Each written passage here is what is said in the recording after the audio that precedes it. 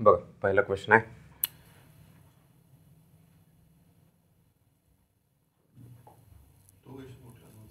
तो 10वा होता question, last question होता. बघा पहिला क्वेश्चन आहे, तर आता तुम्ही ट्राय करायचे, ठीक आहे, प्रॅक्टिस पण होत्या. Sir if RG in the circuit shown in figure is variable between 20 ohm and 80 ohm, then maximum power transfer to load RL will be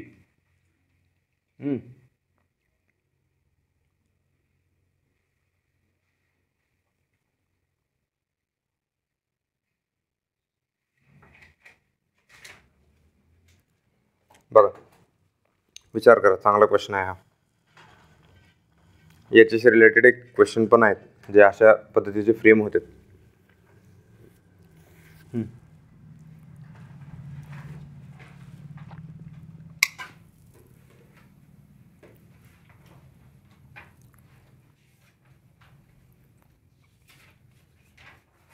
बघा सगळ्यात पहिले एक स्टेटमेंट मी लिहितो इथं, कोणतं की मॅक्सिमम पॉवर ट्रान्सफर थेरम हा नाही. सगळ्यात पहिले स्टेटमेंट, हा प्रॉब्लेम मॅक्सिमम पॉवर ट्रान्सफर थेरमशी रिलेटेड नाही आहे, ठीक आहे. कारण तिथं जो रेजिस्टन्स दिला आहे ना तो व्हेरिएबल आहे आणि तो 20 ओहम कमीत कमी होतोय, मॅक्सिमम 80 ओहम होतोय. आता आपल्याला वाटू शकते की मॅक्सिमम पॉवर ट्रान्सफर थेरम आहे काय, पहिला मॅक्सिमम पॉवर ट्रान्सफर थेरम आहे काय तिथनं चालू, ठीक आहे. बघा याच्यात एक गोष्ट तुम्ही काय लक्षात ठेवायचे, maximum power transfer theorem related to load side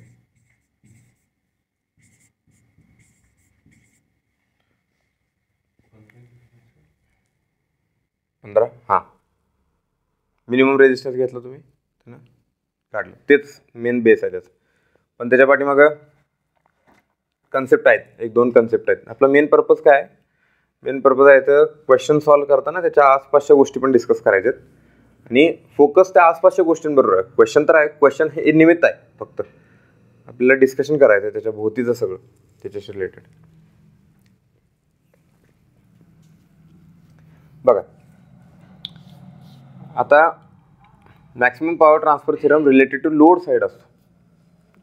दोन प्रकारचे ह्यात कन्सेप्ट तयार होतात, एक लोड साइड आणि सोर्स साइड.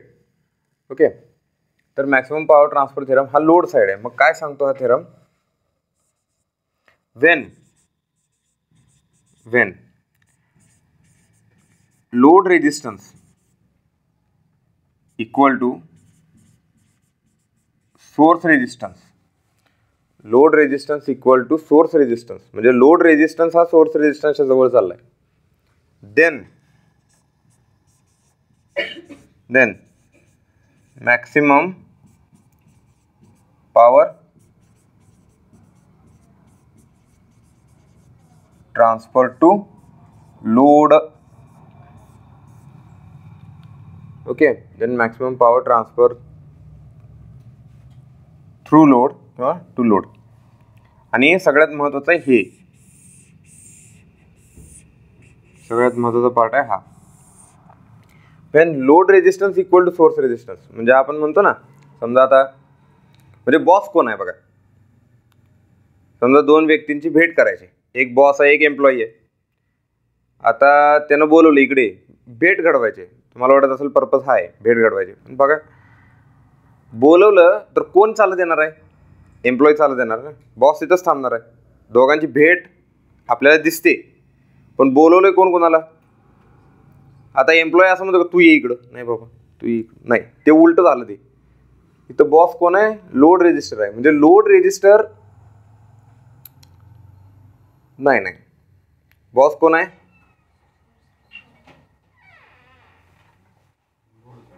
लोडच आहे. हा बॉस कोण आहे, लोड आहे, लोड. लोड तेवढाच आहे. आता आपल्याला मॅक्सिमम पॉवर लोडमधून ट्रान्सफर करायचे आहे, तर चेंज कुणाला करायचं आहे? सोर्सला चेंज करायचा, सोर्स रेजिस्टन्सला चेंज करायचं. मग सोर्स रेजिस्टन्स असा ॲडजस्ट करायचा जेणेकरून मॅक्सिमम पॉवर जेवढा लोड आहे तेवढ्यातनं पास झाली पाहिजे. ठीक आहे, असं बघा. मग ज्यावेळी आपण ही कन्सेप्ट डिस्कस करतो त्यावेळी आपण असं म्हणतो,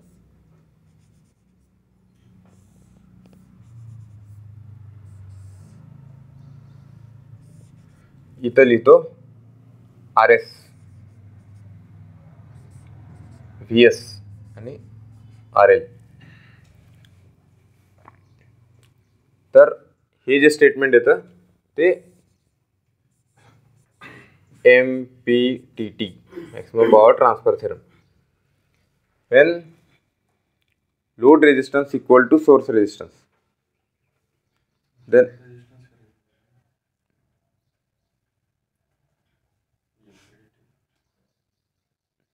नाही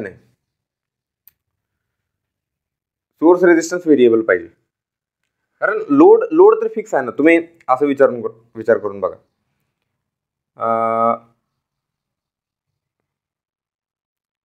कन्सेप्ट सांगतो.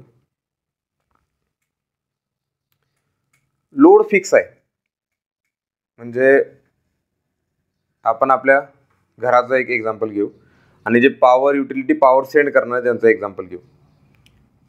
घरातला लोड प्रत्येकाचे फिक्स आहे, जे अप्लायन्सेस लावले ते. आता आपल्याला त्या लोडमधून मॅक्सिमम पॉवर ट्रान्सफर करायचे आहे, तर आपण कन्झ्युमरला नाही ना म्हणणार की तुम्ही चेंज करा, तुम्ही तुमचा लोड कमी करा. नाही, हाय त्या कंडिशनमध्ये पाहिजे. तर चेंज कुणाला करायचा? सोर्स साईडला. सोर्स साईडचा रेजिस्टन्स असा ॲडजस्ट करायचा जेणेकरून maximum power source to load transfer झाली पाहिजे. ठीक आहे, ही आहे अशी. when load resistance equal to source resistance, then maximum power transfer through load. म्हणजे हा फिक्स आहे, load resistance equal to source resistance. Change हा होणार आहे सोर्स रेजिस्टन्स.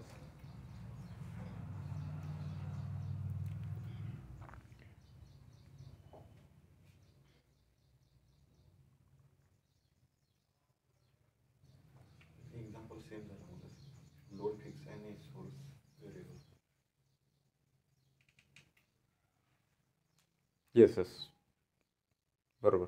थांबा,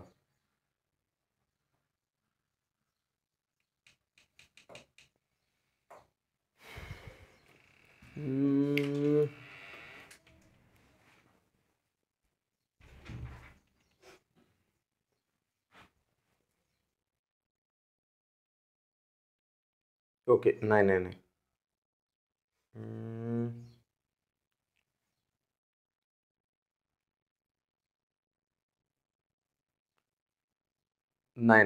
थांबा, मी परत एकदा सांगतो तुम्हाला, परत एकदा डिस्कशन करू जरा.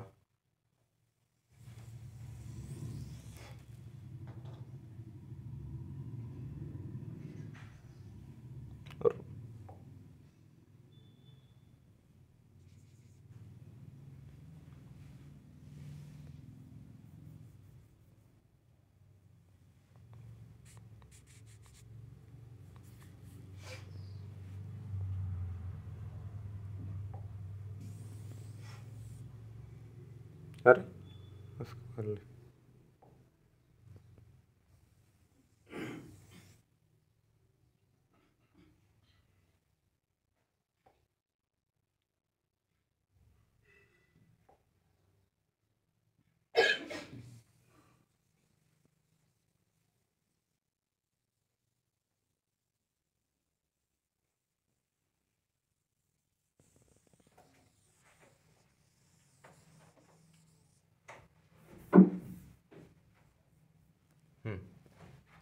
बघा, परत एकदा सांगतो.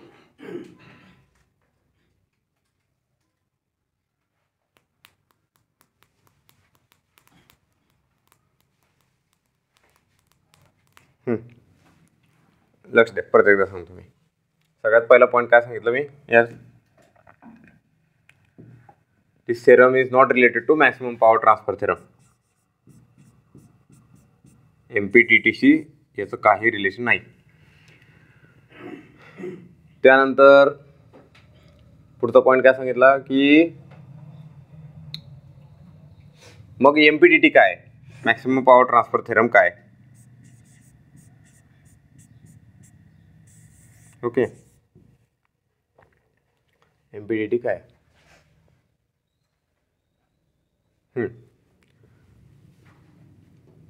तर बघा, when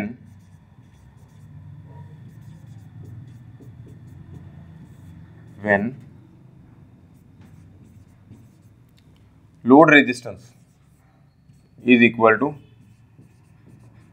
source resistance,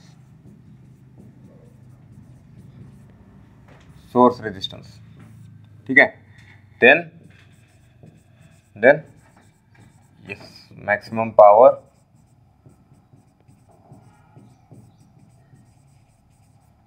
transferred through load, then maximum power transfer through load. हा म्हणजे माझं एक्झाम्पल चुकलं कुठं सांगायला, बॉस कोण आहे सांगायला चुकलं. बॉस आहे सोर्स रेजिस्टन्स, लक्षात ठेवा. आणि लोड रेजिस्टन्स हा काम करणार आहे तिथं. तर लोड रेजिस्टन्सला चेंज होत जायचं आहे सोर्स रेजिस्टन्स पर्यंत, ठीक आहे. म्हणजे इथं काय बघा, लोड रेजिस्टन्स व्हेरिएबल आहे, लोड रेजिस्टन्स व्हेरिएबल आहे, ठीक आहे. मग हा थेरम ज्यावेळी आपण असं लिहितो त्यावेळी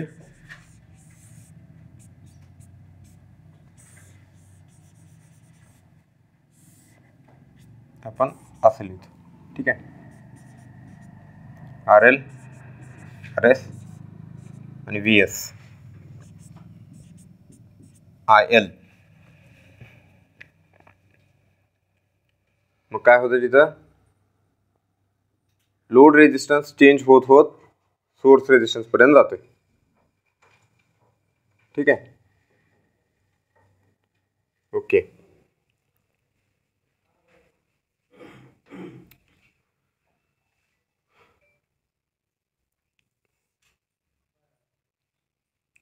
आणि इथं काय करतो आपण मग, RL is equal to RS, RL is equal to RS करतो, कारण याला याच्या बरोबर घेऊन जातो आणि त्यावेळी मॅक्सिमम पॉवर ट्रान्सफर होते. आता मॅक्सिमम पॉवर ज्यावेळी ट्रान्सफर होते त्यावेळी इफिशियन्सी किती असते, लक्षात ठेवा. इफिशियन्सी किती असते, 50%. हा पण एक महत्त्वाचा क्वेश्चन आहे. ज्यावेळी मॅक्सिमम पॉवर सर्किटमधून ट्रान्सफर होते त्यावेळी इफिशियन्सी किती असते, 50%. मग मॅक्सिमम पॉवर ट्रान्सफर थेरमचा फॉर्म्युला काय, P max is equal to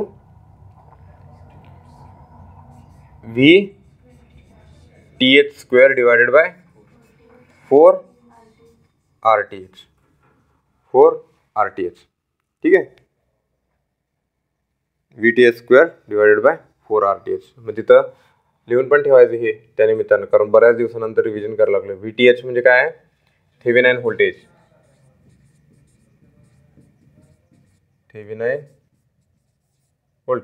RTH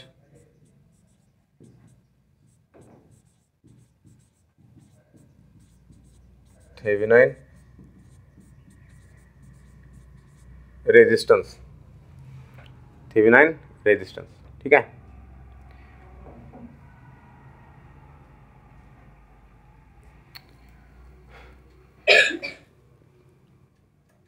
आता बघा,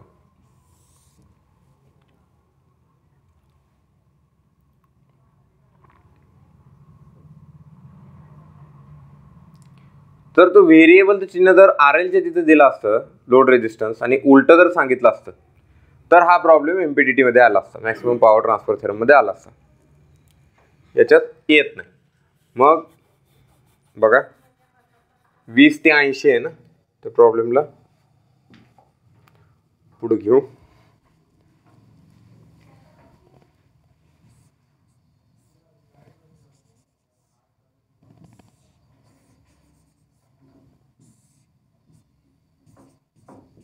$60 ओहम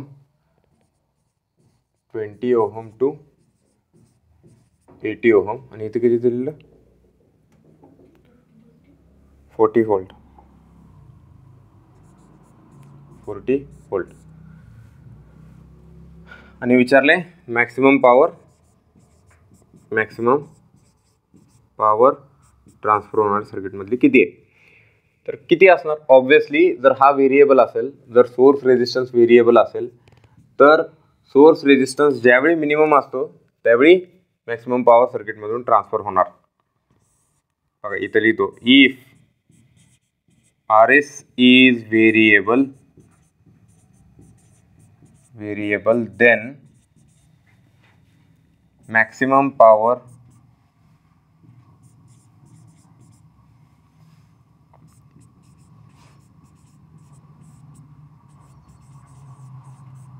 transferred through circuit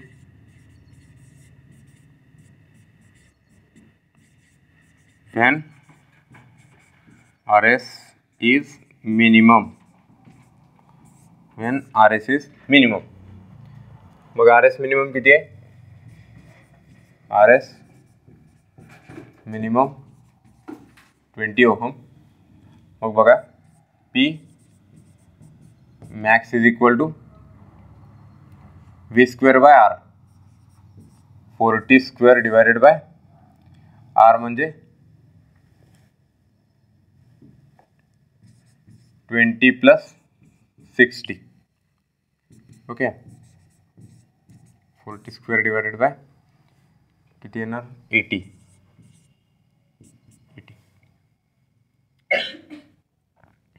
2 म्हणजे 20 वॅट. ठीक आहे P मॅक्स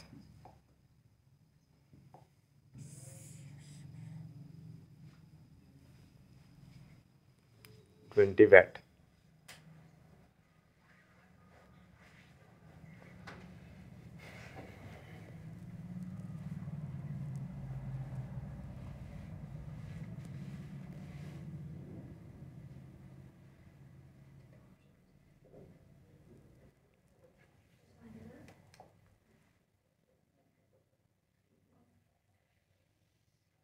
काय झालं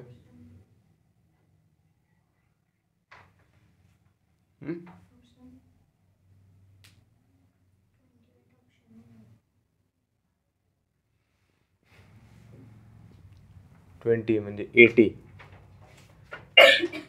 काय झालं विषय असं कसं काय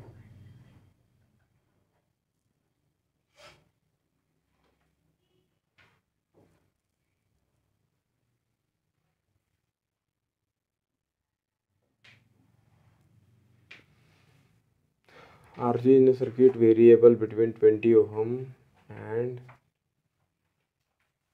80 ohm, then maximum power transfer through load ला किती असं पाहिजे I into R तर ती I काढला.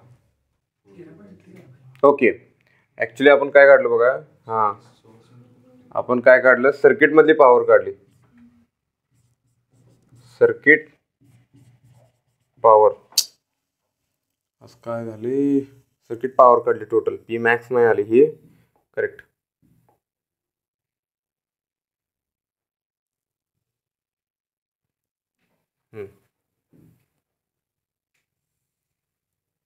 सर्किट पॉवर काढली मग ह्यातली पॉवर निम्मी सोर्स रेजिस्टन्स म्हणजे थोडी सोर्स रेजिस्टन्स मध्ये थोडी लोड रेजिस्टन्स मध्ये. याची काय गरज नाही आपल्याला काय पाहिजे होतं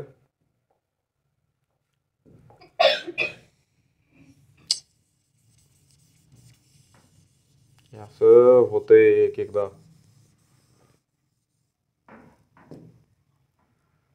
हां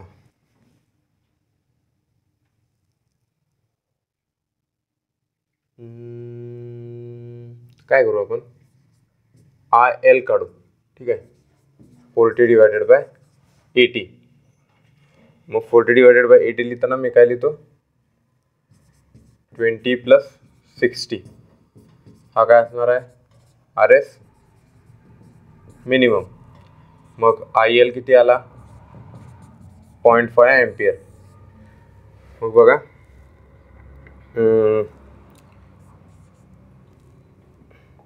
पी मॅक्सिमम 60 ओहम मधला. ठीक आहे, पी मॅक्सिमम 60 ओहम मधला म्हणजे हा काय आर एल आहे. म्हणजेच काय असणार आहे I L square R L 0.5 square into 60 म्हणजे 0.25 इंटू 60 15 चौक 60 15 वॅट. तिथे 20 वॅटचा एक ऑप्शन पाहिजे होता, गेलो असतो 12च्या भावात सगळेच, हो की नाही.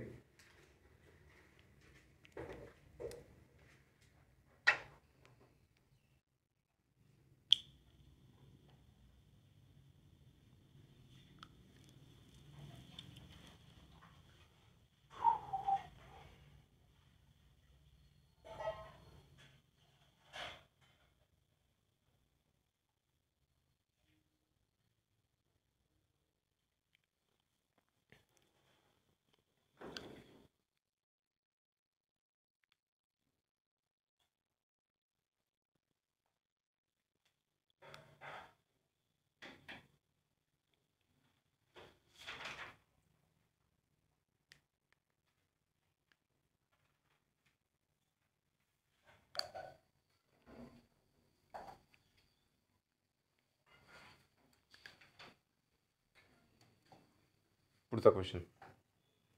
An AC voltage source with an internal impedance Z1 is connected to a load of impedance Z2 for maximum power transfer to the load. The condition is.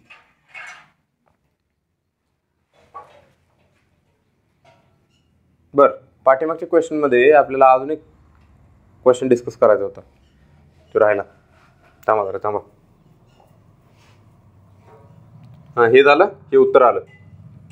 ठीक आहे, आता अजून एक कन्सेप्ट डिस्कस करायची याच्यात. एक मिनिट.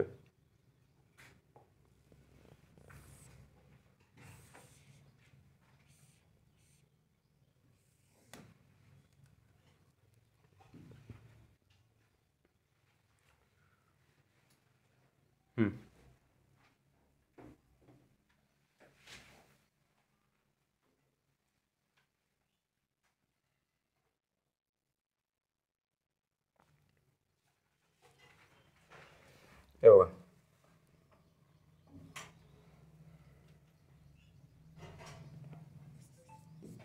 असा क्वेश्चन आहे, म्हणजे याचं उत्तर येईल तुम्हाला आता.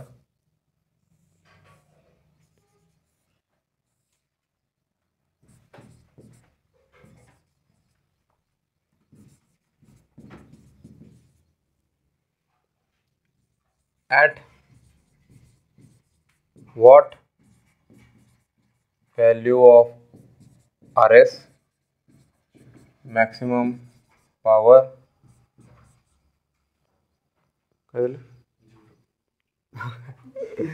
okay, maximum power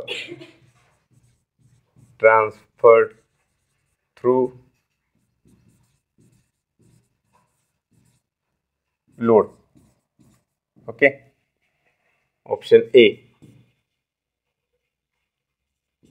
5 ohm, option B 10 ohm, option C 1 ohm, option D 15 ohm, option E 2 ohm. हा, दोन्ही ऑप्शन नाही तर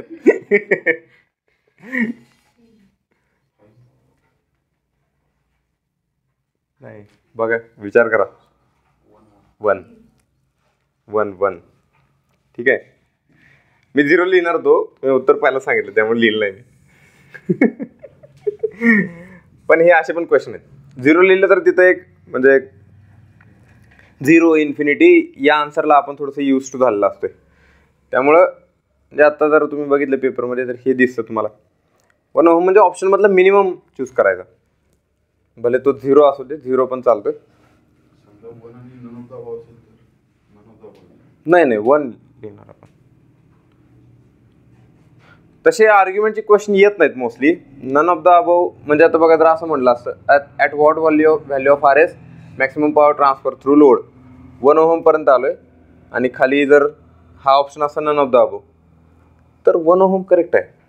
कारण त्यांनी ऑप्शन दिलेत ना, खाली 4 ऑप्शन दिलेत, त्या 4 पैकी सिलेक्ट करायचा रेजिस्टन्स असं. हा एक क्वेश्चन. ठीक आहे.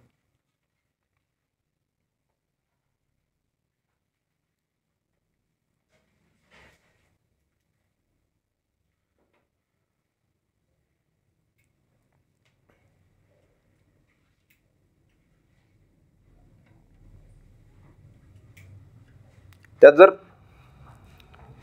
क्वेश्चन जर अजून ट्विस्ट करायचं म्हटलं ना तर बघा अजून ट्विस्ट असं करू शकतोय, म्हणजे तुम्हाला येईल आन्सर त्याचा तर लगेच. पण जर ट्विस्ट करायचं म्हटलं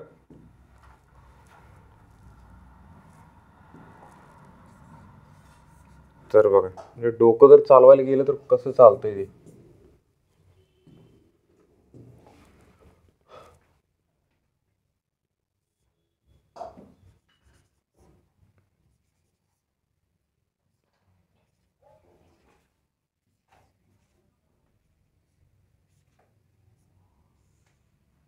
ठीक आहे. S1 S2 ओके, असे स्विच आहेत आणि इथं बघा 1 ओहम आहे, इथं 5 ओहम आहे. आणि असं विचारलंय की स्विचचे कॉम्बिनेशन दिलं खाली. मी डस्टर बघालो, इथे डस्टर कशाला पाहिजे, इथंच आहे कोटून खोडायला. बघा हा क्वेश्चन लिहून घेतला का? ठीक आहे. आता बघा ऑप्शन 1 किंवा ऑप्शन ए म्हणजे at what value of R S म्हणले ना. आता माझं म्हणणं आहे की at which combination the maximum value is transfer through load. ठीक आहे. मग S1 क्लोज्ड, ऑप्शन बी S2 क्लोज्ड, म्हणजे त्याच्या पुढे ओनली हा शब्द आहे ना, only S1 closed, only S2 closed. Option C both closed, option D none closed, option E all of above. हां सांगा. हां लक्षात ठेवा, बोथ क्लोज. गुगली पडला की नाही क्वेश्चन.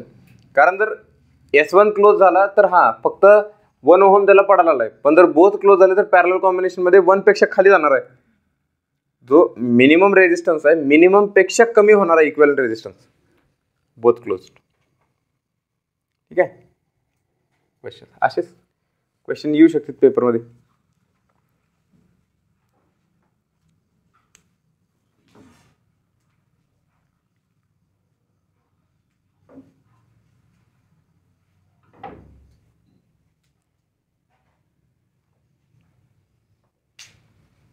जे ही इम्पिडिटी नसलेल्यांमधली तिसरी लेवल, इम्पिडिटी थेरम जे नाहीचे जे प्रॉब्लेम आहेत त्यातली ही तिसरी लेवल म्हणायची. Okay.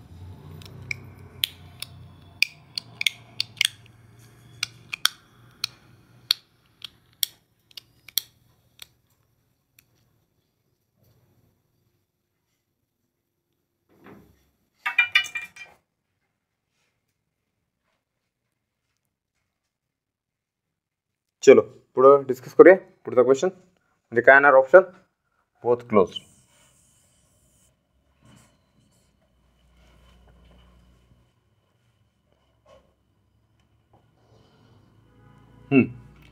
An AC voltage source with an internal impedance Z1 is connected to a load of impedance Z2 for maximum power transfer to the load.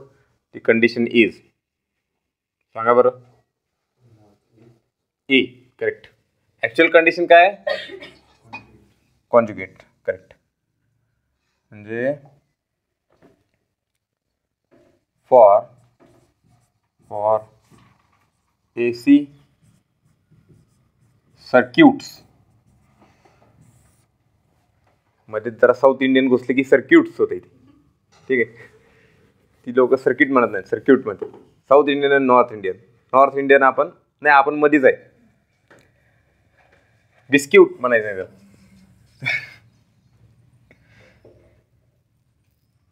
असे विचार काय आलेत माझ्या डोक्यात. भूक लागले मला. बरं, for AC circuits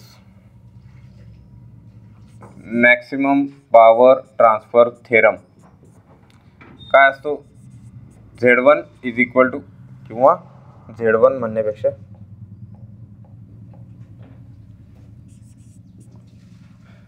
ZS is equal to ZL conjugate. ZS is equal to ZL conjugate. मग आपण काय म्हणतो आणि कसं म्हणतो? मग बघा, RS प्लस जे XS असं लिहितं, तर याला आपण काय म्हणणार?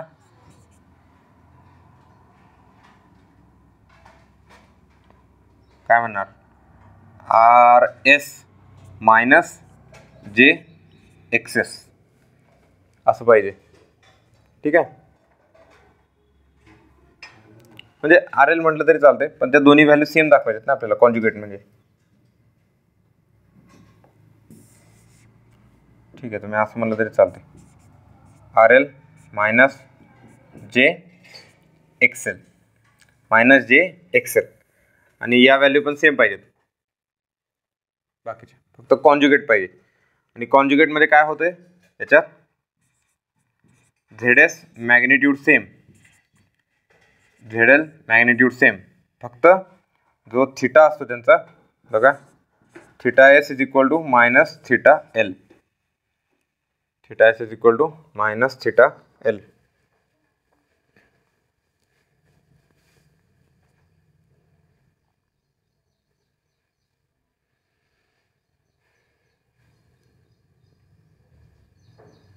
जसं बघा, त्याची जर डायग्राम काढायची म्हटली तर ती डायग्राम आपण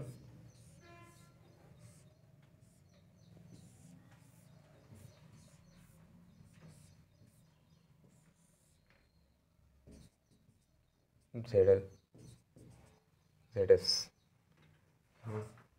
BS ZS is equal to ZL conjugate. त्यानंतर केस 1,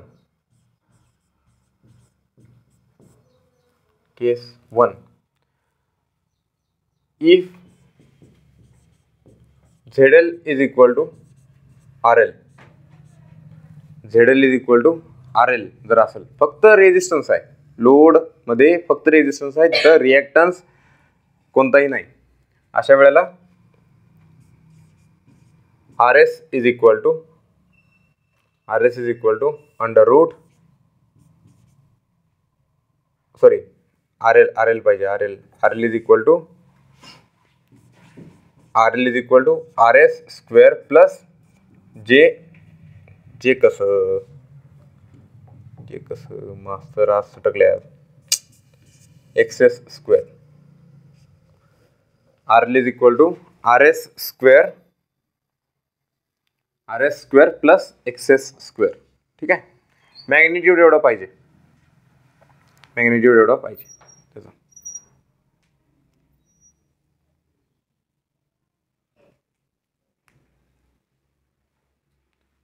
जर RL असेल, ZLच्या जागी फक्त RL असेल, म्हणजे त्याची जर डायग्राम काढायची म्हटली तर आपण, आणि RL म्हणताना RL व्हेरिएबल म्हणू, ठीक आहे.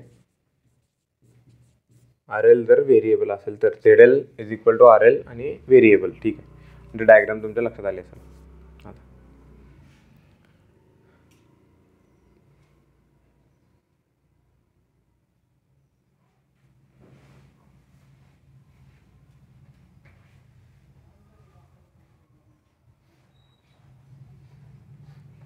आता समजा केस 2 याच्यातली, if ZL is equal to RL plus J X L आणि हेच फक्त व्हेरिएबल आहे, फक्त एक्सेलच व्हेरिएबल आहे. आता जर एक्सेलच व्हेरिएबल असेल तर काय करायचं, then XL is equal to minus XS, एवढंच ठेवायचं फक्त. कारण व्हेरिएबल फक्त एक्सेल आहे. व्हेरिएबल जर एक्सेल असेल तर फक्त तो जो सोर्स रिएक्टन्स असेल त्याच्या निगेटिव्ह करायचं, फक्त उलटा करायचा. म्हणजे सोर्सचा रिएक्टन्स जर इंडक्टिव्ह असेल तर कपॅसिटिव्ह लावायचं, जर कपॅसिटिव्ह असेल तर इंडक्टिव्ह लावायचं, उलट करायचं फक्त.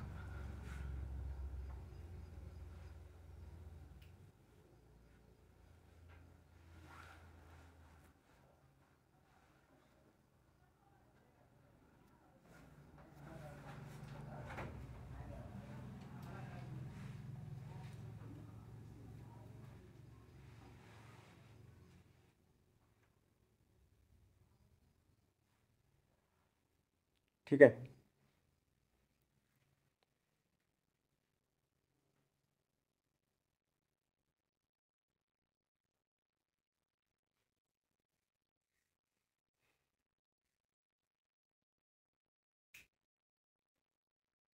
आणि समजा आता दोन्ही जर सेम नेचरचे जर रिएक्टन्सेस असतील, म्हणजे सोर्स इम्पिडन्स पण इंडक्टिव्ह आहे, ठीक आहे, इंडक्टिव्ह नेचरचा आहे, आणि लोड इम्पिडन्स पण इंडक्टिव्ह नेचरचा आहे, अशा वेळी फक्त मॅग्नेट्यूड इक्वल करायचे.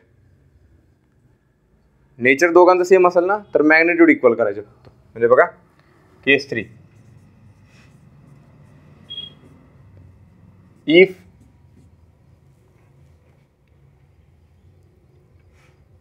आपण डायग्रामच काढू.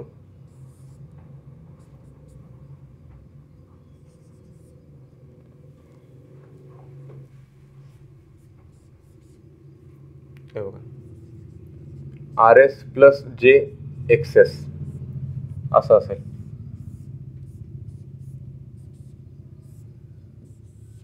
आणि इथं पण आर एल प्लस जे एक्सेलच आहे, R L plus J Excel आहे, ठीक आहे. आणि हे व्हेरिएबल आहे. आता कॉन्जुगेट करताच येत नाही तुम्हाला, दिलेले असे आहेत. कॉन्जुगेट कसं करणार तुम्ही, लोड चेंज थोडीच करणार आहे, असं नाही.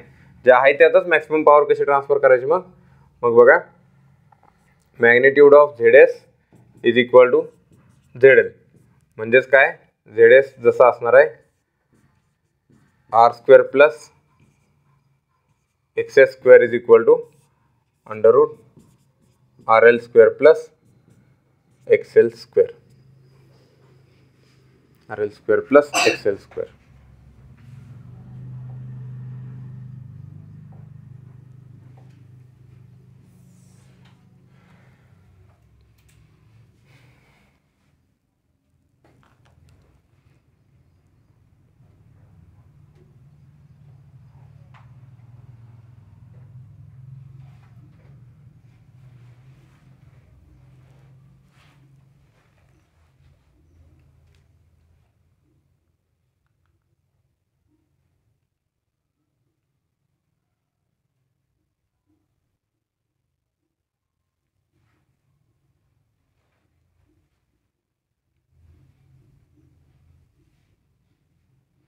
आणि केस 4 पण घेऊ शकतो आपण.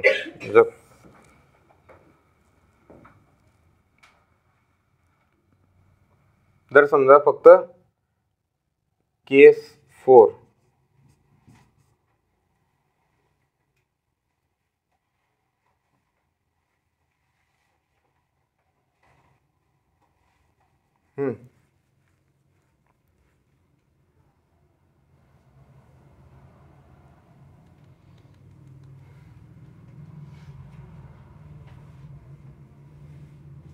हे बघा इथं काय करा, फक्त हे जे आहे ना केस 2 लिहिले ना आपण, त्याच्यात हे फक्त कट करा, ठीक आहे, असं लिहा फक्त. म्हणजे इथं एक्सेल व्हेरिएबल म्हणा फक्त, if Z L is equal to XL, आणि हेच व्हेरिएबल आहे, ठीक आहे, Z L is equal to XL आणि ते जर व्हेरिएबल असेल तर. ओके, आणि case 4 if ZL is equal to RL plus JXL आणि इथं XL व्हेरिएबल आहे. हां, असं ही जर केस असेल तर बघा काय करणार आपण.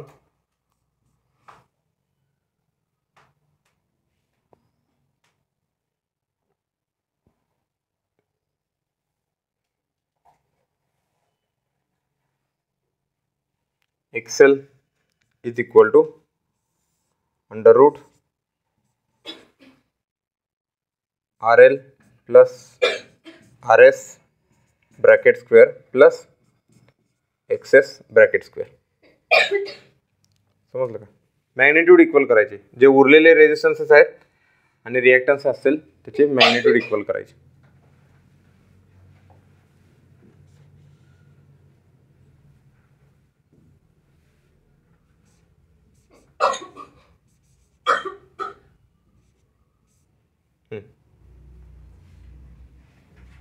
RL plus RS bracket square plus XS bracket square. ठीक आहे, काय झालं? बरं बरं,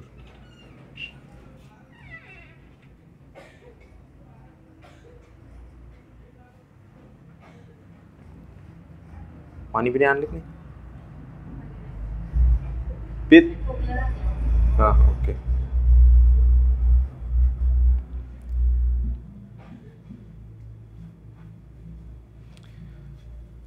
या 4 केसेस आहेत. इथं फक्त एक्सेल आहे बरं का, एक्सेल जर व्हेरिएबल असेल, आणि ही 4थी केस आहे. मॅग्निट्यूड इक्वल करायचे असेल, सोपं आहे, काय त्यात रॉकेट सायन्स नाही आहे, फक्त मॅग्निट्यूड इक्वल करायचे असतात त्याच्यात. जर कॅन्सल करता आलं आपल्याला, जर एक्सेल व्हेरिएबल असेल कॅन्सल करता आलं तर एक्सेसच्या कॉन्जुगेटला न्यायचं ते. जर कॉन्जुगेटला नेता येत नसेल तर मॅग्निट्यूड इक्वल करायच्या. आणि जर केस 4 फक्त एक्सेल व्हेरिएबल असेल तर उरलेल्याची जी मॅग्निट्यूड आहे ती एक्सेलच्या मॅग्निट्यूडला इक्वल करायची फक्त. मग इथं तुम्ही असं उभ्या 2 काटे पण दाखवा, चालतं, मॅग्निट्यूड आहे ती त्याची. ठीक आहे, तर हे 4 केसेस आहेत, 4 महत्त्वाचे केसेस आहेत त्यातल्या.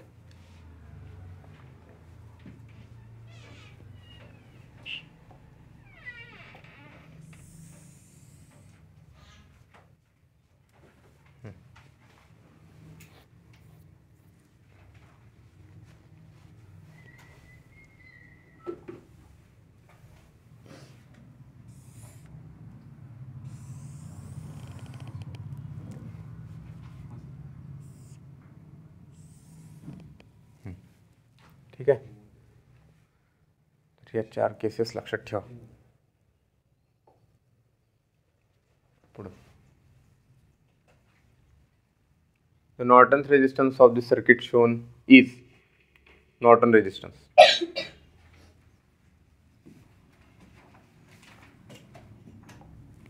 Norton resistance बघा.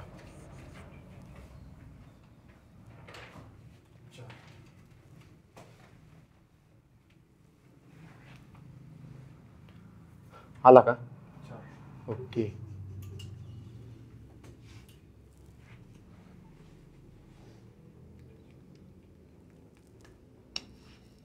ठीक आहे. आलं नाही? विसरले सगळं, सगळंच विसरले.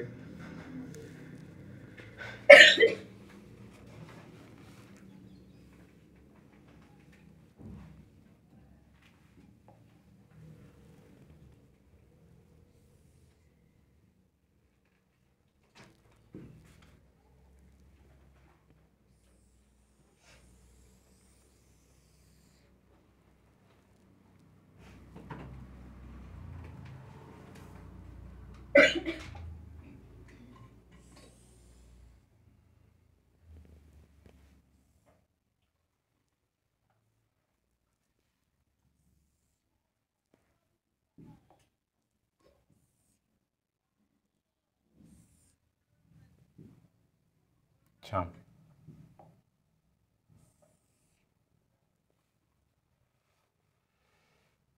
आता हे काय करू, तू क्वेश्चनच गेला डायरेक्ट.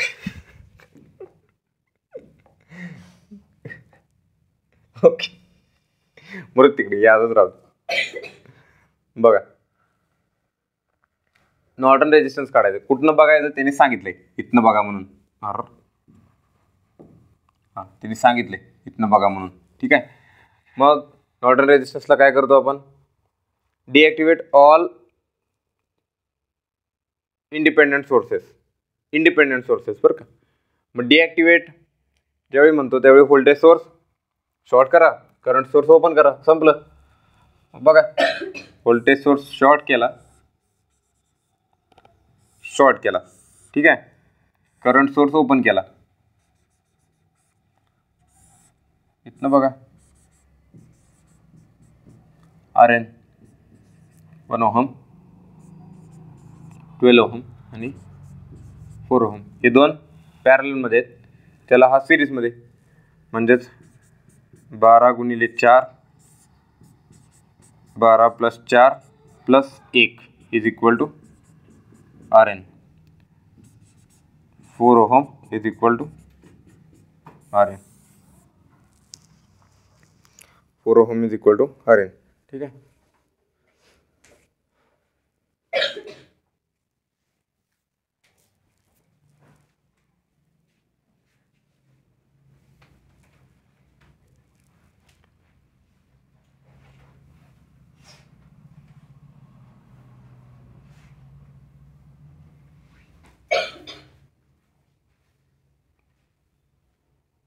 यातनं अजून एक क्वेश्चन घेऊ आपण. मला कोण विचारलेलं, तुम्ही विचारलेलं काय, डिपेंडंट सोर्स आला तर कोण विचारलेलं, तर रिसेंटलीच कोणतरी विचारलेलं. डिपेंडंट सोर्स आला मध्ये कोण विचारलेलं, कुठल्या मॅडमनी,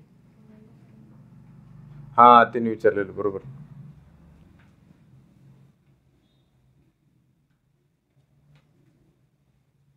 येस, आयन पण काढूया काय, ठीक आहे. ओके, चला प्रॅक्टिससाठी काढू. आयन पण काढायचं.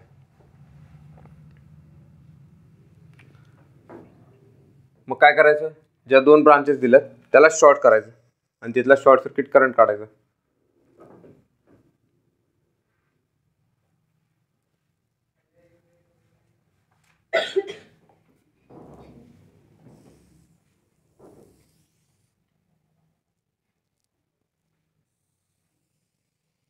और हे भानगड,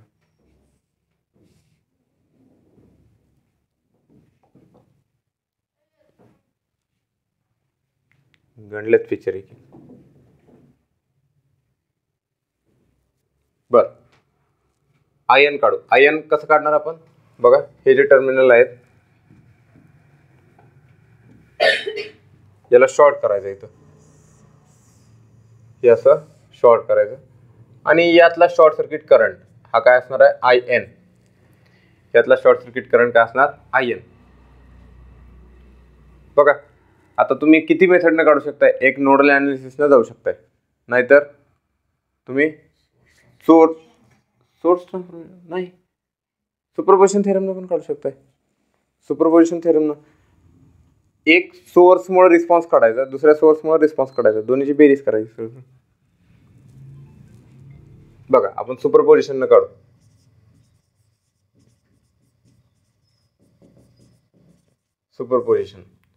सुपरपोजिशनच्या वेळी काय करूया, 2 एम्पियरचा जो सोर्स आहे त्याला बंद करू. 2 एम्पियरचा जो करंट सोर्स आहे त्याला जर बंद करायचं म्हटलं तर त्याला काय करायला लागेल, आपल्याला डिॲक्टिवेट करायला लागेल, म्हणजे ओपन करायला लागेल. ठीक आहे.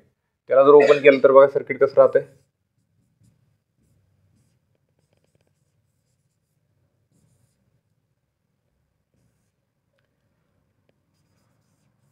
बघा हे असं.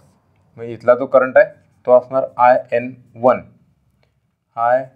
ओहम, झालं 12 ओहम आणि इथं 4 ओहम आणि इथं 32 व्होल्ट. Okay, 32 volt. आता IN1 पाहिजे मला. 32 आणि 4 सिरीज व्होल्टेज सोर्स आहे, करंट सोर्स केला तर तर 4 आणि 12 इन पॅरलल आलं तर आपण करंट डिव्हिजन तसं म्हणू शकतो, तरी पण चालते, तसं पण करू शकतो. किंवा 2 एम्पियर आणि 12ला व्होल्टेज सोर्स करून केव्ही नोडल अनालिसिसनं ते पण होईल. नोडल अनालिसिस पण होते. ओके, तसं पण चालतंय, तसं पण चालतंय. कुठल्याही मेथडनं करा, करून बघा. चला, त्यानं पण करून बघा, यानं पण करून बघा. प्रॅक्टिस होते. ज्या मेथड इम्प्लिमेंट करायचे वाटलं तर सगळ्या मेथड इम्प्लिमेंट करा. ही एक बेस्ट वे आहे बरं का प्रॅक्टिसचा. कारण एक उत्तर आपल्याला कळतंय. फक्त वेगवेगळ्या मेथडनं जर ट्राय केलं ना, आपण कॉन्फिडन्स पण येतो आपल्याला वेगवेगळ्या मेथड इम्प्लिमेंट करायचे. तर यानं काढू आपण. IN काढायचं आहे मला. मग इथं जर समजा नोडल वापरलं मी, समजा इथं जर नोडल वापरलं V - 32/4 plus V/12 plus V/1 is equal to 0. मग इथं 12 करा, इथं 12 करा, इथं गुणिले 3 करा, इथं गुणिले 3 करा. ते 12 0मध्ये मर्ज करून टाका. 3V - 9 6 plus 13V is equal to 0. 16V is equal to 96. V is equal to 6 मिळाला मला. तर 6/1 म्हणजेच IN1 किती मिळाला मला? IN1 is equal to 6 ampere. IN1 is equal to 6 ampere. मग त्यानंतर आपण काय करणार? याला डिॲक्टिवेट करणार.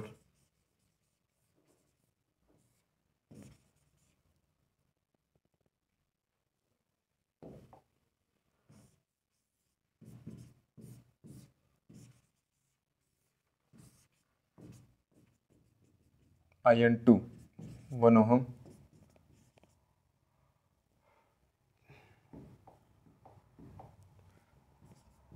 4 ओहम, 12 ओहम. 4 आणि 12 पॅरलल मध्ये आहेत बघा. 12 × 48 16, 16 × 48 3. मग 3 आणि 1 पॅरलल मध्ये. मला 1 मधला करंट पाहिजे. मग मी काय करणार? 2 × 3 divided by 3 + 1 is equal to काय येणार उत्तर माझं? 1.5 2 4 1.5 एम्पियर. 1.5 म्हणजे इकडं 1.5 जाणार, इकडं उरलेला 0.5 एम्पियर जाणार.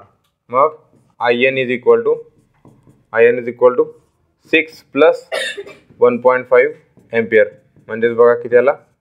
7.5 एम्पियर. IN 7.5 ampere.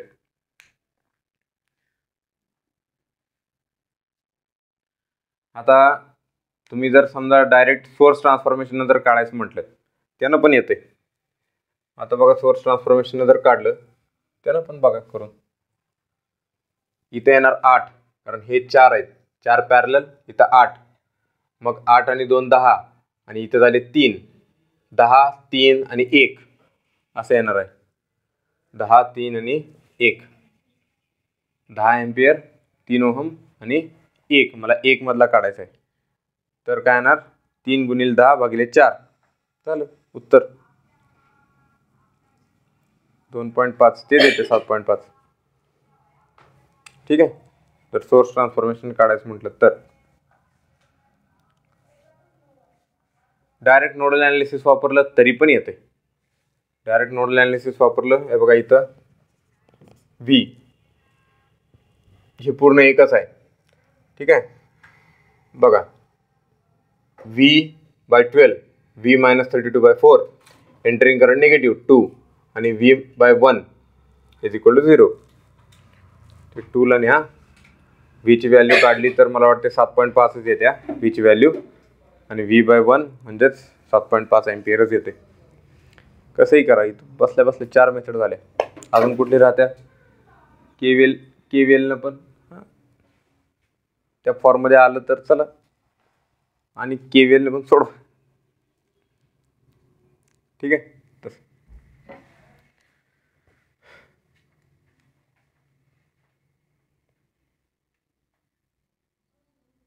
अभ्यास करताना तसंच करा बरं का आत्ता या स्टेजला. म्हणजे याला म्हणायचं स्मार्ट वर्क. जर कन्सेप्टवर कमांड असेल ना तर पेपरमध्ये हे असे क्वेश्चन इझिली सोडवता येतात. कन्सेप्टवर कमांड आणायची कशी, एकच प्रॉब्लेम मल्टिपल मेथडनी सोडवायचं. असं कधीच नाही करायचं बघा, असं कधीच नाही करायचं की भरपूर प्रॉब्लेम सोडवलेत एकाच मेथडनी, असं नाही करायचं, कधीच नाही करायचं.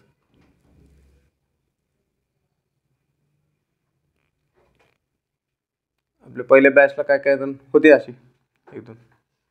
एक मेथड शिकवली सुरुवातीची KVL KCL, सुरुवात होती ना त्यावेळी. KVL KCL जरा जास्त घेतलं, भरपूर घेतलं, आणि त्यानंतर थेरम चालू होणार होते. KVL KCL पोरांनी प्रॉब्लेम सोडवले. थेरम चालू झाल्यावर सगळं सोडवलंच नाही, काहीच केलं नाही. थेरमचे प्रॉब्लेम सोडवले नाहीत. मग काय काय ना अजून अडचणी येतात. 3 वर्ष 4 वर्ष झाले तरी पण अजून अडचणी येतात. ठीक आहे, पुढं द रेजिस्टन्स. उत्तर आलं काय? एवढं सगळं केलं, उत्तरच राहिलं कुठे? हां, ते उत्तर मागायचं होतं ना कधी. आणि काय करायचं होतं मी काय म्हणलं या प्रॉब्लेममध्ये? हां, ते बघू पुढं. तर डिपेंडंटचं आलं तर तसं क्वेश्चन एखादं घेऊन सॉल्व करू.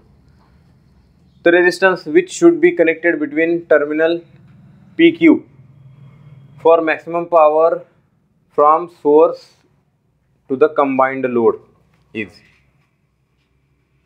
हा चिल्लर एकदम, म्हणजे कंबाईंड लोड हा कंबाईंड लोड आहे. इथं कुठला रेजिस्टन्स असा जोडला की मॅक्सिमम पॉवर ट्रान्सफर होणार, maximum power transfer from source to combined load. ठीक आहे, बघा इथं 2 आहे ना, तर याचं रिझल्टंट कॉम्बिनेशन काय आलं पाहिजे? 2. ठीक आहे, म्हणजे इथं जर समजा मी 4 ओहम कनेक्ट केला तर 4 आणि 4 पॅरलल मध्ये झाले 2 ओहम. मग हे सर्किट कसं झालं? या पद्धतीचं.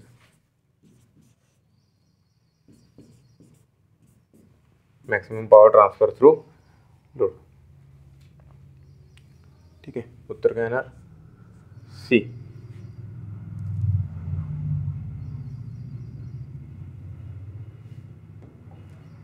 पुढं value of the load resistance ZL for which load consumes maximum power is. हां, सांगा बरं.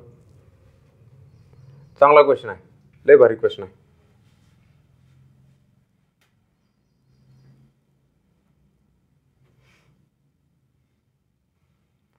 Value of load impedance ZL for which load consumes maximum power is.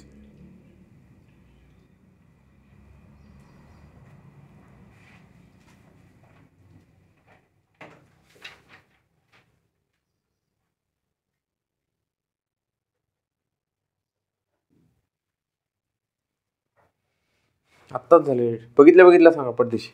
Option कमीच आहेत. A correct, A.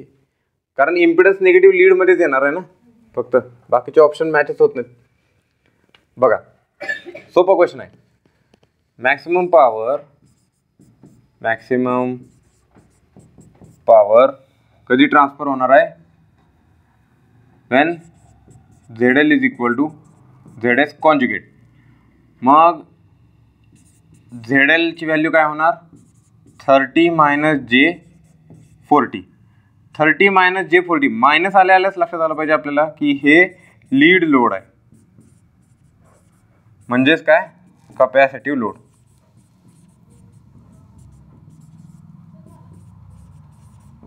Capacitive load.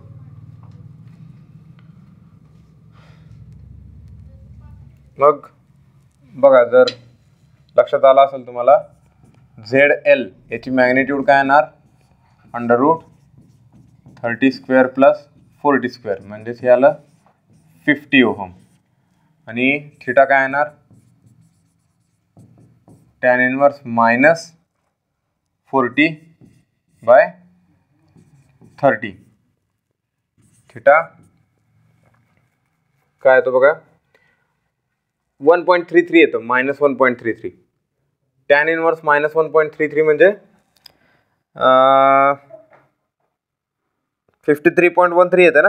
हां correct, 53.13 degree थिटाची value येते 53.13. आणि हा जो थिटा येतो तो निगेटिव्ह येतो. निगेटिव्हचं मिनिंग काय असतं? लिडिंग. थिटा निगेटिव्ह आलाय त्याचं मिनिंग आहे की लिडिंग लोड आहे, लिडिंग लोड. ठीक आहे. आता कॉस 53.13 याची व्हॅल्यू किती येते बघा. कॉस 60 किती येते? 0.5. 0.5 पेक्षा जास्त असणार आहे, 0.6.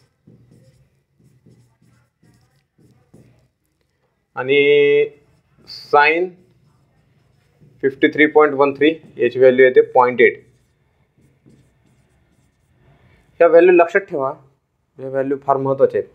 53 टॅन इनवर्स 1.33 बघा. ह्या व्हॅल्यू तुम्हाला पेपरला देत नाहीत बरं का. टॅन इनवर्स 1.33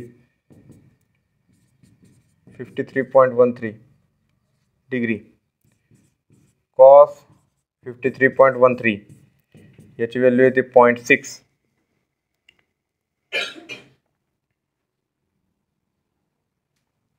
त्यानंतर कॉस ह्याची पण व्हॅल्यू लक्षात ठेवा. कॉस 36.86 याची व्हॅल्यू येते 0.8. कॉस 36.86 याची व्हॅल्यू येते 0.8. आणि बाकी सर तुम्हाला माहितीच आहे. कॉस 30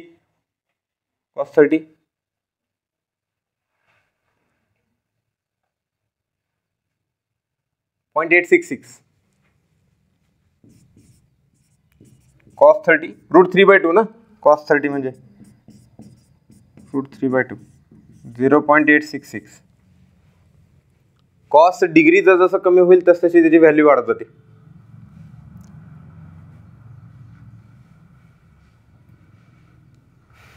ह्या व्हॅल्यू लक्षात ठेवा, पेपरला देत नाही ह्या व्हॅल्यू. ठीक आहे. बाकीचे तर तुम्हाला माहितीच असेल. तो चार्ट द्यायला पाहिजे का? तो चार्ट दिवे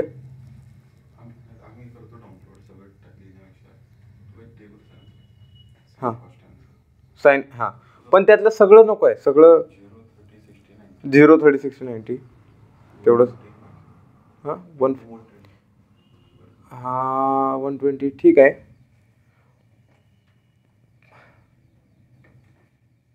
बरं ठीक आहे चला, त्यानिमित्तानं मी एक बोलतो, जरा डिस्कशन होऊ द्या आपलं. तो एक पॉईंट सांगतो तुम्हाला. झालं का हे बघा. तुम्ही आता हे लक्षात ठेवा सर.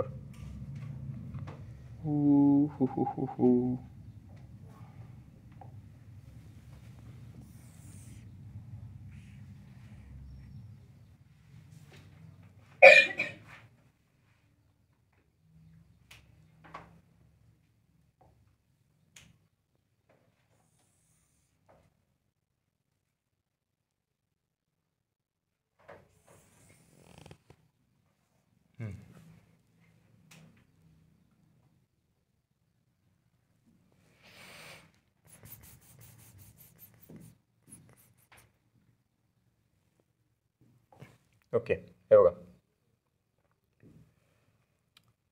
आता हे 0 degree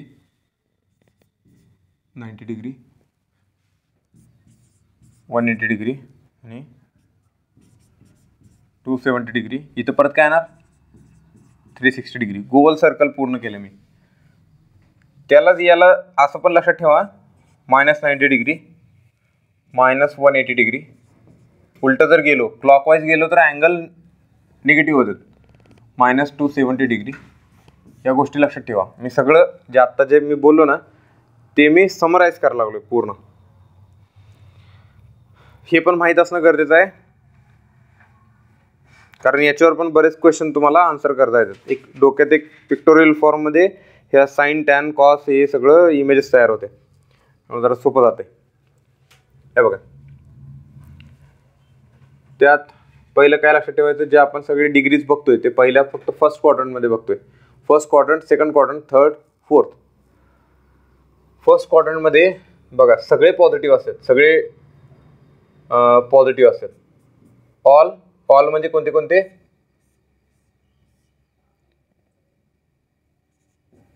sine, cos, tan, cot, त्यानंतर कोसेक आणि सेक, हे सगळे पॉझिटिव्ह असतात, सगळे पॉझिटिव्ह.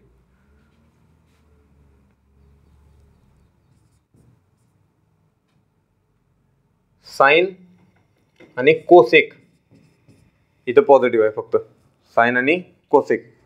ठीक आहे.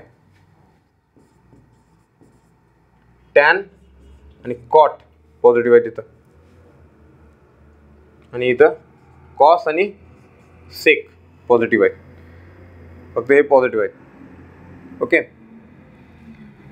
सगळे पॉझिटिव्ह आहेत. इथं साइन कोसेक, इथं टॅन कॉट आणि इथं कॉस सेक. म्हणजे आम्ही 11वी-12वीला क्लासला होतो ना, तिथले सर आम्हाला असं म्हणायला लावायचे, sir all sine tan cos, all sine tan cos असं म्हणायचं. First, second, third, fourth, all sine tan cos. हे त्याचे इन्व्हर्स आहेत. साइनचा इन्व्हर्स कोसेक आहे, टॅनचा कॉट आहे, कॉसचा सेक आहे. ठीक आहे, हे पॉझिटिव्ह झाले. आता अजून तुम्हाला माहीत काय पाहिजे की बघा, साइन 0 0, साइन 30.5, साइन 45 1/√2 म्हणजे 0.707, साइन 60 √3/2 0.866 आणि साइन 91, साइन 91. आता मी तुम्हाला सांगितलं याच्या मधल्या पण व्हॅल्यू थोड्याशा आहेत त्या लक्षात ठेवा. ती कोणती कोणती व्हॅल्यू ती बघा इथं लिहितो मध्ये. साइन 36.86 याची व्हॅल्यू किती येते? यांच्यामध्ये येते 0.6, कारण अँगल पण मधला आहे आणि व्हॅल्यू पण 0.6 आणि 0.7च्या मध्ये येणार आहे, 0.6. आणि अजून एक येते बघा इथं साइन 53.13, याचे येते 0.8, ती पण याच्यामध्येच येते बरोबर. ठीक आहे, 0.7 आणि 0.866च्या मध्ये येते बरोबर. या दोन व्हॅल्यू यातल्या मधल्या लक्षात ठेवा इथं.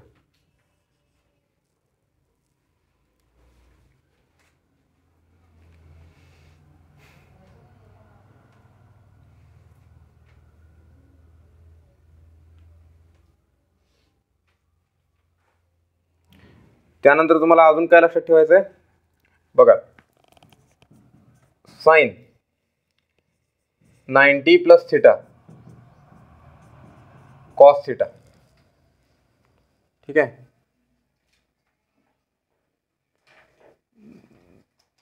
किंवा त्याला असं म्हणा 90 + थीटा म्हणण्यापेक्षा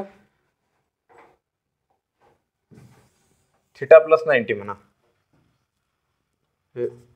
साइन थीटा + 90 कॉस थीटा.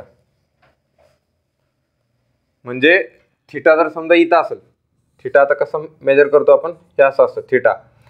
तर याला 90 डिग्री ॲड केलं तर हे इकडं जातं या साईडला, आणि त्यावेळी तो कॉस थीटा बनतो. ठीक आहे, कॉस थीटा बनतो. आता इथं मी काय म्हणलं की साइन आणि कोसेक सेकंड क्वाड्रंटमध्ये पॉझिटिव्ह आहे, म्हणजे साइन पॉझिटिव्ह आहे सेकंड क्वाड्रंटमध्ये, तर कॉस पण पॉझिटिव्ह येणार.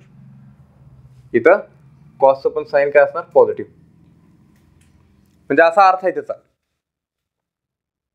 ठीक आहे, असा अर्थ आहे त्याचा.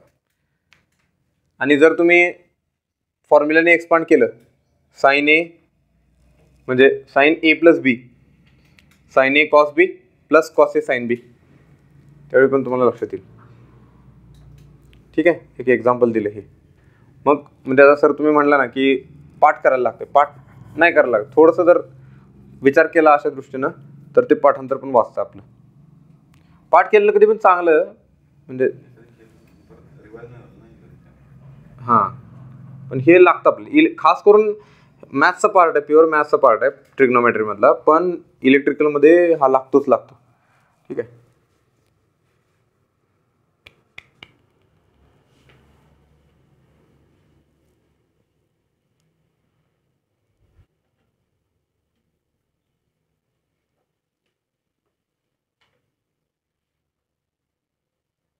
आता मला सांगा, जर थिटा इथं असेल, मी जर असं म्हटलं साईन थिटा प्लस 180 म्हटलं, साईन थिटा प्लस 180चा आन्सर साईनच येतं बरं का. फक्त पॉझिटिव्ह का निगेटिव्ह, तर निगेटिव्ह साईन थिटा. का? कारण इथं टॅन आणि कॉट फक्त पॉझिटिव्ह आहेत, बाकी सगळे निगेटिव्ह आहेत. मग साईन कन्वर्ट होतं साईनमध्ये, पण साईनमध्ये मी ज्यावेळी 180 ॲड करतो त्यावेळी तो निगेटिव्ह बनतो, म्हणून हे निगेटिव्ह साईन. मी एक्सपांड करून बघितलं तरी पण तुम्हाला लक्षात येईल ते. Sine A cos B plus cos A sine B करून बघितलं तरी पण लक्षात येईल.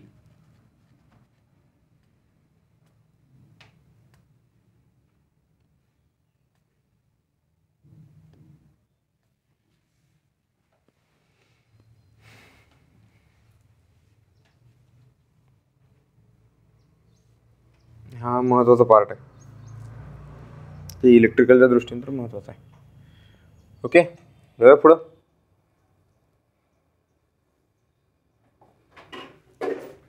पुढचा क्वेश्चन आहे बघा. In a network shown in the figure the value of R L such that maximum possible power will be transfer to R L. ते चुकून मॅक्सिममचे सिलेक्ट झाले. Value of R L such that maximum power will be transfer to R L. बघा बरं try करून. तुम्ही पण try करा, मी पण ट्राय करतो. म्हणजे ट्राय करतो म्हणजे सोडतो. तुम्ही ट्राय करा, तुम्ही पण ट्राय करा.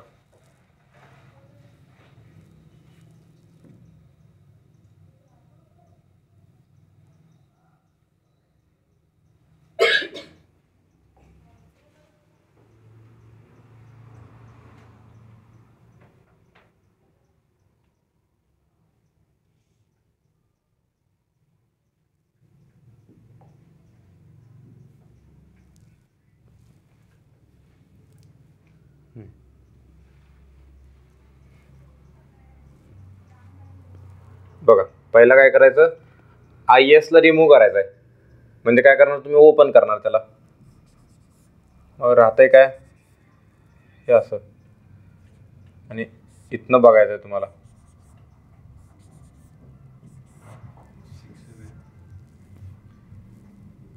बघूया सोडून 10 ओहम, 5 ओहम, 6 ओहम आणि 4 ओहम.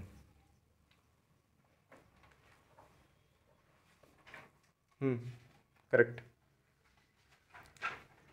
आलं का लक्षात? बघितलं, आर एस जर काढायचं म्हणलं,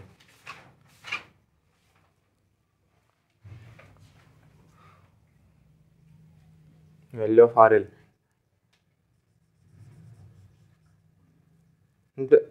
ठीक आहे, आर एसच येणार आहे तिथं, आर एस. आणि एम पी टी टीसाठी काय असणार, R S is equal to R L. 10 आणि 5 15 सिरीजमध्ये, आणि हे 6 आणि 4 10 सिरीजमध्ये. 15 आणि 10 पॅरललमध्ये. संपलं. 15 आणि 10 पॅरलल म्हणजेच किती बघा, 15 ohm parallel to 10 ohm.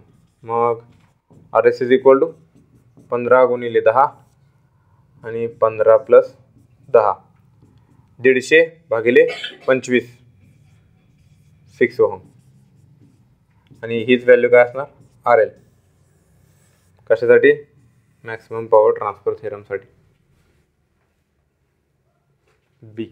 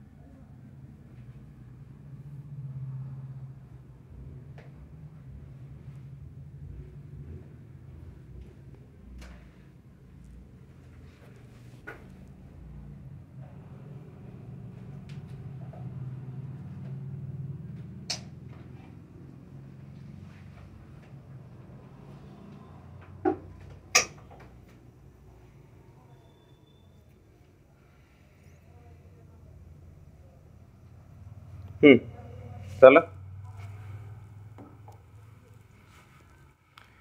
for network shown in below figure, when I is equal to 0, V is equal to 20 and R is equal to 0, I is equal to 10. If now R is equal to 3 ohm, what is the value of current? चांगला question आहे बघा.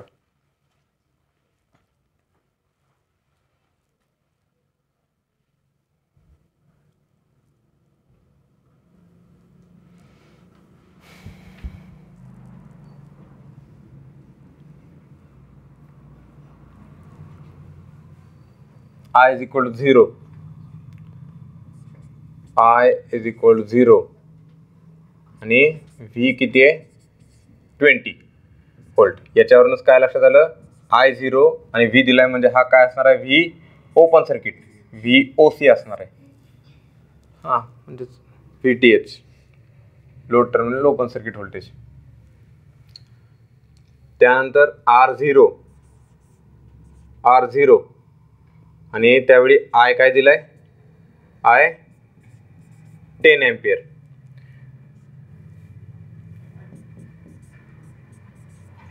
Okay, म्हणजेच हा काय असणार आहे, R0 म्हणजे short circuit असणार आहे तिथं, म्हणजे ISC काय हा 10 एम्पियर.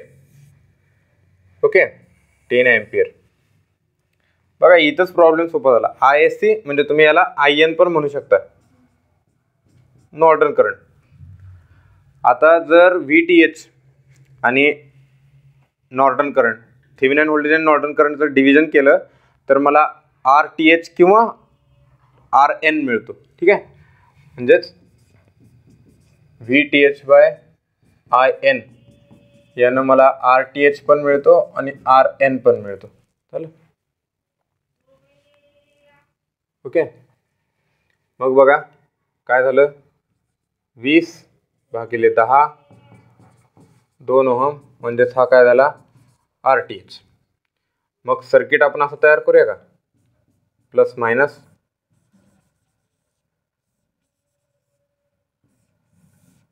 थेवेनिन इक्विव्हॅलेंट सर्किट झालं हे 20 volt 2 ohm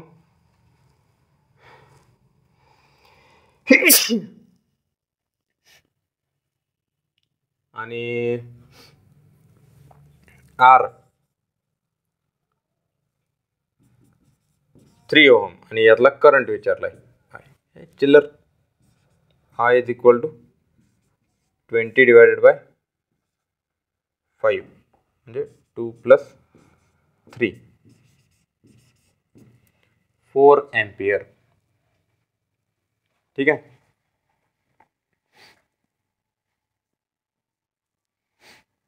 4 ampere.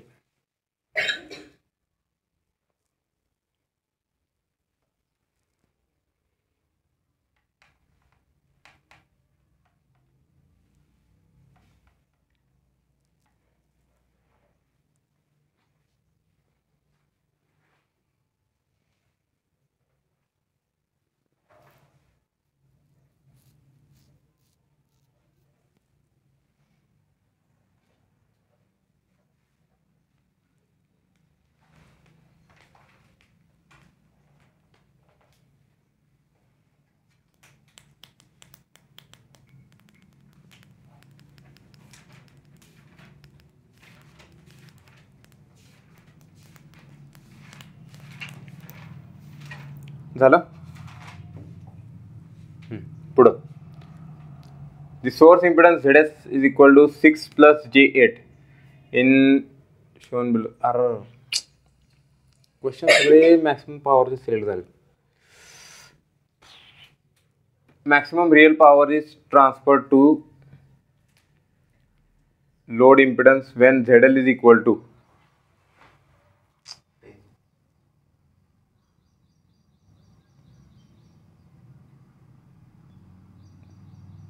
maximum real power transfer to load.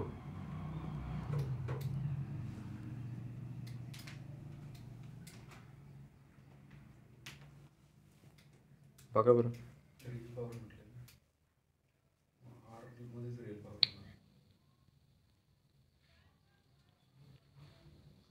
विचार करून बघा बरं. बट 10 घेऊन बघा आणि दुसरं पण विचार करून बघा.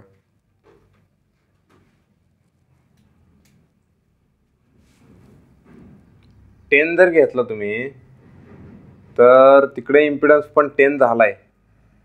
10 आणि 10 20 इम्पिडन्स जर विचार केला आपण, किंवा 10 आणि 16 आणि 8 म्हणजे जवळजवळ 17 ओहम असताना रेजिस्टन्स किती, करंट किती येणार. आणि जर मी 6 मायनस J8 घेतला तर 12 ओहम येतो फक्त. इम्पिडन्स रेजिस्टन्स जास्त येतोय. तो फसवण्यासाठी टाकलेला आहे ते तसं. Maximum real power transfer actually हेच आहे.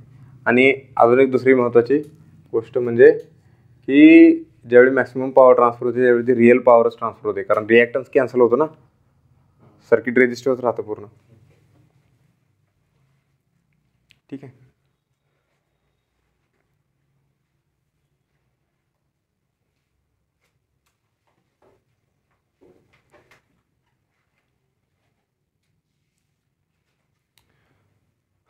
बघा, चांगला क्वेश्चन होता. रिअलमुळं थोडंसं विचार करायला भाग पाडलं जाते आपल्याला.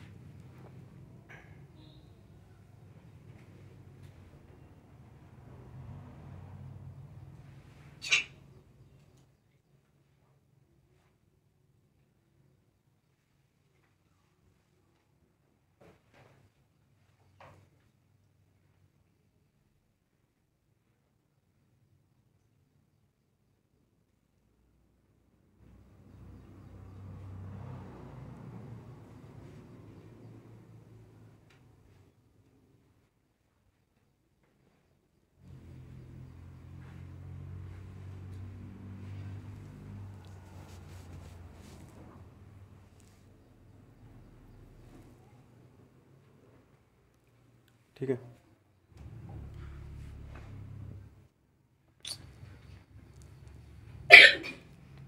The maximum power that can be transferred to load RL in the circuit shown.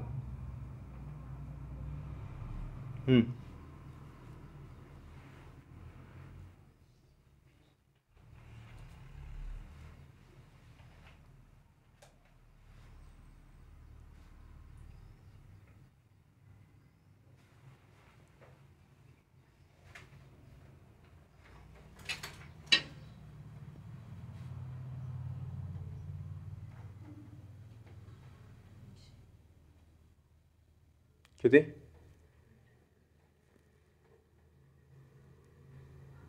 किती म्हटलं? 200. का बरं?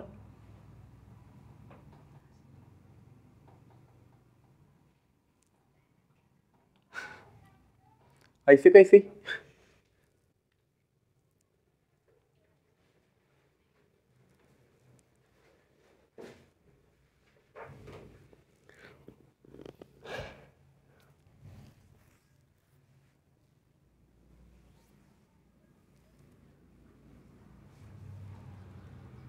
Load resistance equal to source resistance. हा सोर्स रेजिस्टन्स आहे. Source resistance. लोड रेजिस्टन्स किती झाला? 8 ओहम. मग बघा 5 इथं 8 असेल, इथं 8 असेल, जर इकडे किती गेला? 2.5 एम्पियर. मग I स्क्वेअर आर करा. 2.5 स्क्वेअर इंटू 8 50 वॅट. 50 वॅट.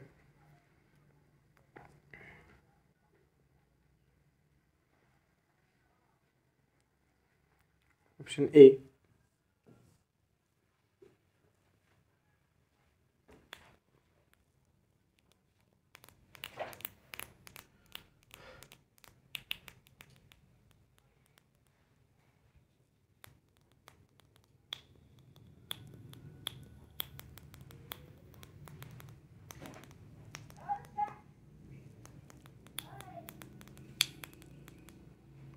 पुढचा नसावा म्हणजे बरं. ओके, हे काहीतरी वेगळं आहे.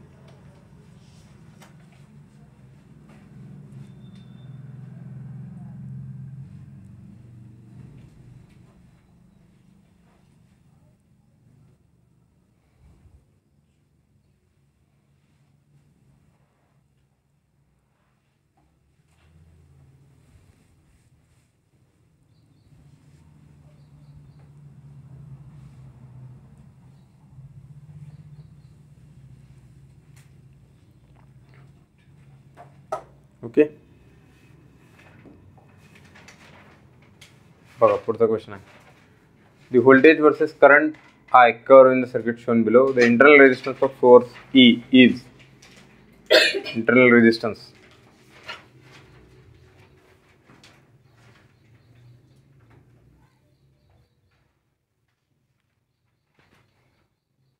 Internal resistance विचारलाय.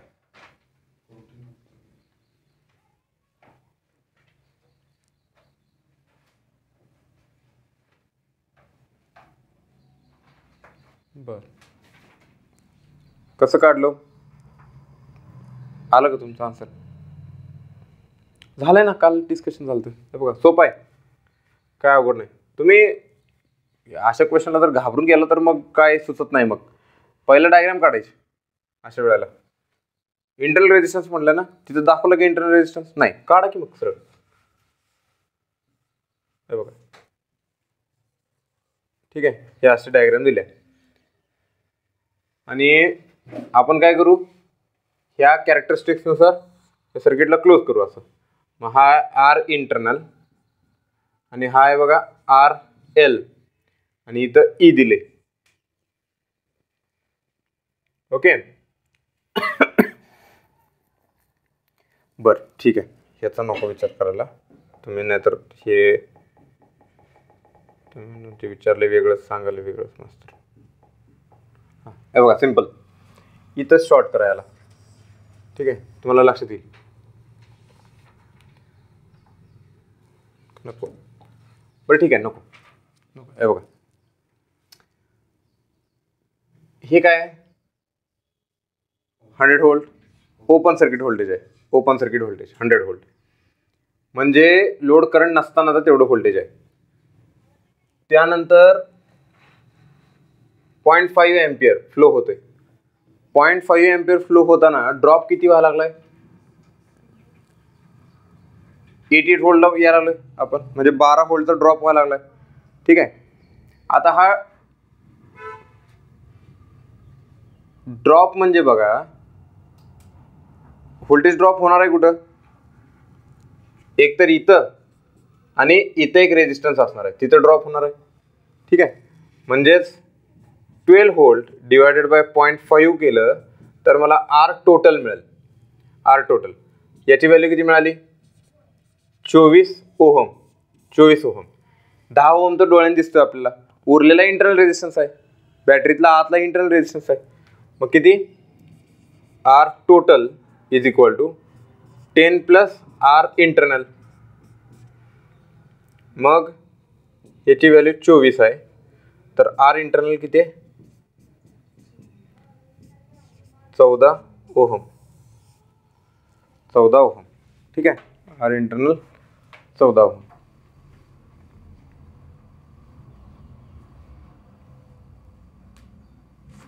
गडबडीत ना तुम्हाला याला टिक करायची म्हणजे होऊ शकते ती गडबडीत.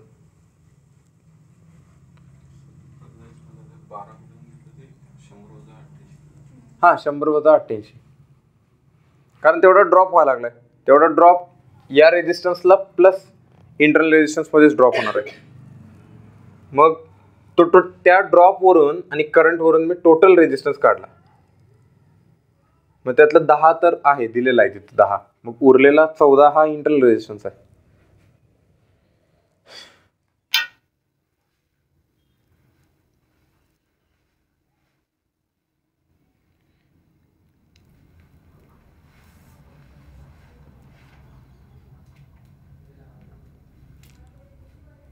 Maximum power transfer theorem, Thevenin equivalent, Norton equivalent ह्याच्यावर जर जास्त क्वेश्चन विचारले जातात बरं काय. तुम्ही जर बघितलं ना, पेपर जर बघितलं ना, तर थेवेनिन इक्विव्हॅलंटवर एक क्वेश्चन जास्त असतात. एमपीटीटीची प्रॅक्टिस केली की थेवेनिन पण जास्त चांगली प्रॅक्टिस होते, थेवेनिन नॉर्टनची. असं म्हणजे तुमची प्रोसेस एकदम म्हणजे हे झालं, शॉर्टकट झाली. असं केलं अशी I = E - V / 10 + RS. तेच केलं ना आपण, तेच झालं हे. 2 स्टेप झालं. मी 2 इक्वेशन वर सॉल्व्ह केलं. ओके, एक केलं मग E = 100 ही कंडिशन आली. दुसरी I = 0.5 असताना V = 88 ही कंडिशन आली. ओके, त्या व्हॅल्यू आयच्या इक्वेशन मध्ये टाकले की मग ते R भेटतं परत चालू. Okay, okay. ते इलॅबोरेट करत झालं. हां, तर जरा जास्त हां लेंदी झालं पण कन्सेप्ट क्लिअर झाल्यानंतर घेऊन हां, कारण आपलं लास्ट लेक्चरला झालेलं बघा डिस्कशन. म्हणजे समजा जर असं सर्किट असेल, ठीक आहे, इथं V टर्मिनल व्होल्टेज मिळणार मला, हा RL आहे, हा RS आहे आणि हा VS आहे. तर सप्लाय व्होल्टेजपेक्षा टर्मिनल व्होल्टेज कमी असणार आहे. का कमी असणार आहे? कारण सोर्स रेजिस्टन्स आहे म्हणून. जेवढं कमी असणार आहे तेवढं सोर्स रेजिस्टन्समध्येच ड्रॉप होणार आहे. कारण KVL फुलफिल झाला पाहिजे, व्हॅलिड झाला पाहिजे. म्हणजे बघा, समजा इथं 88 व्होल्ट येत असेल आणि इथं जर हे 100 व्होल्ट असेल तर 12 व्होल्ट इथंच ड्रॉप झाला आहे, 12 व्होल्ट. ठीक आहे, सिम्पल. आणि हे सिरीजमध्ये सर्किट आहे, मग इथला करंट 0.5 दिला आहे. मग 12 भागिले 0.5 केलं मी तर 24 ओहम आला, 24 ओहम आला. पण त्यांनी बघा इथं काय केलंय, हा रेजिस्टन्स वेगळा लावलेला दिलाय आणि इथं एक रेजिस्टन्स आहे दुसरा. मग तो 24 म्हणजे दोन्हीची बेरीज असणार आहे, सिम्पल.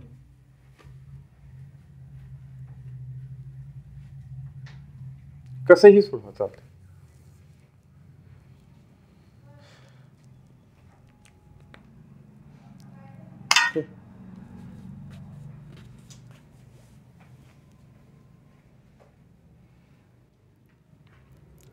बघूया आता, जर एक्झाम जवळ आले असं वाटतंय ना आपल्याला, तर आलीच आहे आलीच आहे. तर थोडेसे अजून व्हिडिओज अपलोड करायचा प्रयत्न करतो मी. तर त्यावेळी आपल्याला ऑनलाईन जर घेता आलं तर मी ग्रुपवर टाकतो. तिकडं आता तिकडून जर घेता आलं तर संध्याकाळच्या स्लॉटमध्ये बघूया कसं कसं प्लॅन करता येईल. ठीक आहे, नंतर मग तुम्ही पण अभ्यास करा. मी आत्ताच सांगत नाही ऑनलाईनचं, कारण ते म्हणला तर घेऊ तुम्ही, त्याला फी जास्त पडेल खरं.